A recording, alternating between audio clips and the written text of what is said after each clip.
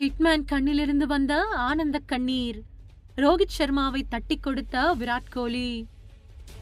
இங்கிலாந்து அணிக்கு எதிரான போட்டியில் இந்திய அணி வென்ற நிலையில் கேப்டன் ரோஹித் சர்மா எமோஷனலாக அமர்ந்திருந்த காட்சிகள் ரசிகர்களிடையே நெகிழ்ச்சியை ஏற்படுத்தியுள்ளது. ஓய்வறையில் எமோஷனலாக இருந்த ரோஹித் சர்மாவை சந்தித்த சக வீரர் விராட் கோலி அவருக்கு உற்சாகமூட்டும் வகையில் பேசினார்.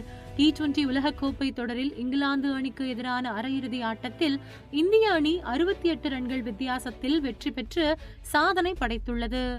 இந்த போட்டியில் முதலில் பேட்டிங் ஆடிய இந்திய அணி 20 ஓவர்களில் 7 விக்கெட்டுகள் இழப்பிற்கு 171 ரன்களை விளாசியது.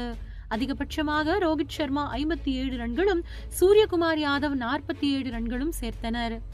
இதன்பின் களமிறங்கிய இங்கிலாந்து அணி 16.4 ஓவர்களில் 103 ரன்கள் மட்டுமே எடுத்து ஆல் அவுட் ஆகியது. இந்திய பவுலர்களில் குல்தீப் யாதவ், அக்ஷர் பட்டேல் தலா 3 விக்கெட்டுகளையும், பும்ரா 2 விக்கெட்டுகளையும் வீழ்த்தினர்.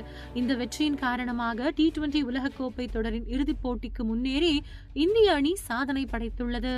அது மட்டுமில்லாமல் 2022ஆம் ஆண்டு T20 உலகக்கோப்பை தொடரின் அரையிறுதிப் போட்டியில் இங்கிலாந்து அணியிடம் 10 விக்கெட்டுகள் வித்தியாசத்தில் இந்திய அணி தோல்வியடைந்தது.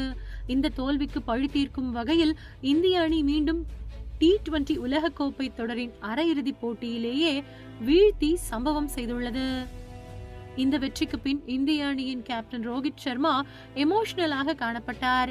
இங்கிலாந்து வீரர்களுடன் கைகுலுக்கிவிட்டு நேராக இந்திய அணியின் ஓய்வறையின் வாசலில் இருந்த இருக்கையில் சென்று அமர்ந்தார். அப்போது ரோஹித் சர்மாவின் கண்களில் இருந்து கண்ணீர் வெளியில் வர அங்கே சென்ற விராட் கோலி அவருக்கு ஆறுதல் கூறி உற்சாகப்படுத்தினார். இந்த காட்சிகள் ரசிகர்களிடையே நெகிழ்ச்சியை ஏற்படுத்தியுள்ளது. ஏனென்றால் 2022 T20 உலகக்கோப்பை தொடரின் அரையிறுதி சுற்றில் இந்திய அணி அடைந்த தோல்வி ரோஹித் சர்மாவின் வாழ்க்கையை மாற்றியது. அது மட்டுமில்லாமல் சொந்த மண்ணில் நடந்த உலகக்கோப்பை தொடரிலும் ஆஸ்திரேலியாவிடம் தோல்வியடைந்தார். எந்த அணிகளிடம் தோல்வியடைந்தாரோ அதே அணிகளை அடுத்தடுத்த போட்டிகளில் வீழ்த்தி ரோஹித் சர்மா பதிலடி கொடுத்துள்ளதும் குறிப்பிடத்தக்கது.